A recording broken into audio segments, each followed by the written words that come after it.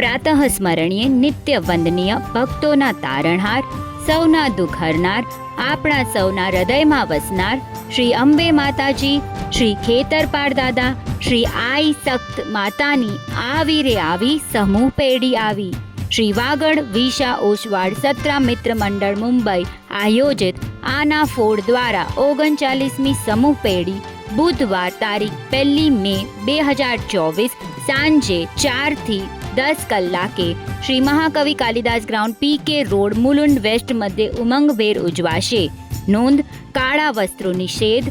શક્ય હોય તો પુરુષો શ્વેત વસ્ત્રો ને સ્ત્રીઓ બાંધણી પરિધાન કરવા વિનંતી.